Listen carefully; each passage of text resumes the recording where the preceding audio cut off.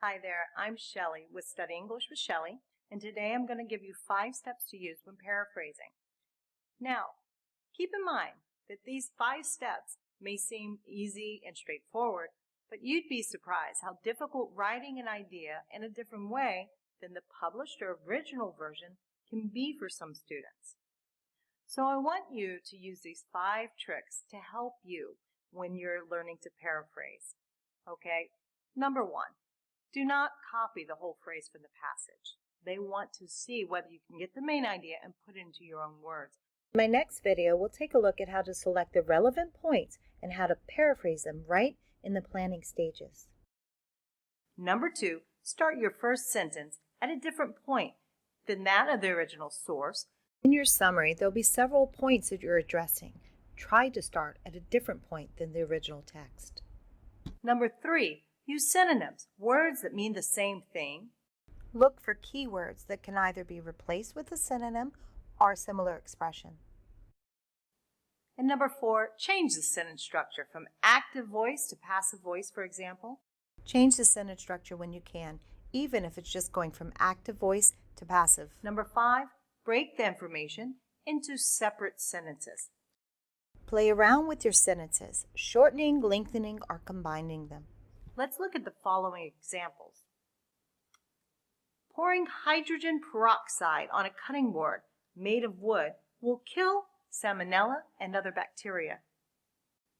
Now let's look at the paraphrase sentence.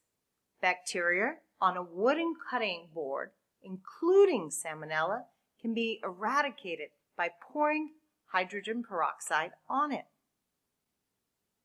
Okay, now let's take a look at what steps I've taken to paraphrase the sentence. In my next video, I'll show you how to apply all of these steps to an IGCSE type passage, how to prepare your ideas and your points for paraphrasing, and how to complete the summary. But before I do that, I want to go ahead and take a look at just some individual sentences and have you practice paraphrasing them. In this particular sentence example, pouring hydrogen peroxide on a cutting board made of wood would have the effect of killing salmonella and other bacteria. So we could just take the cause and turn it around and start with the effect by saying bacteria on a wooden cutting board, including salmonella, can be eradicated by pouring hydrogen peroxide on it. What we've actually done here is we've changed the sentence structure around a bit, and we've gone from active voice to passive voice. The next thing that I've done is taken a look at some of the key words or phrases that are in the sentence and looked for possibilities of replacing them with synonyms or phrases that have the same meaning.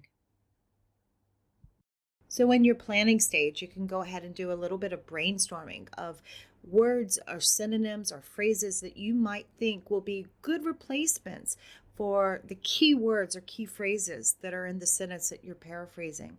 For example, instead of will kill, I've chosen to use the word eradicate because it's a very strong word. It has the exact meaning that I'm looking for and the exact degree of meaning that I want. Could have just as easily used the word eliminate or the phrase wipe out or to do away with. And instead of a cutting board, I could have called it a butcher's block, chopping board, or a carving board.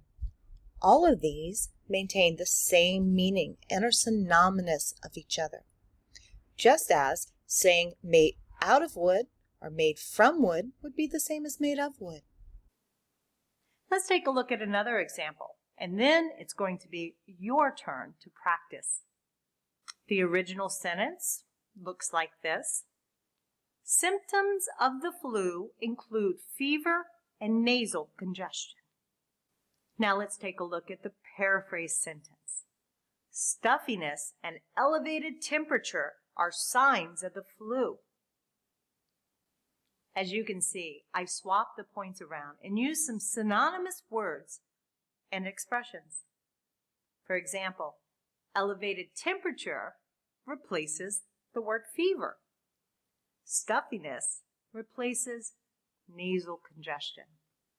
See, It's not so difficult to do, is it? Okay, now it's your turn. Okay, so I'm going to share these 5 sentences with you now up on the screen. You could pause the video if you need to, write them down.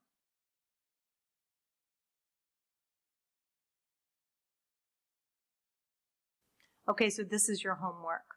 All right, take these 5 sentences and paraphrase them. Comment your answers so that I can see what you've done. Okay, does that sound good? All right, keep your eyes open for the next video where I give you some quick tips to help you with your IGCSE English papers. See you next time. Bye-bye.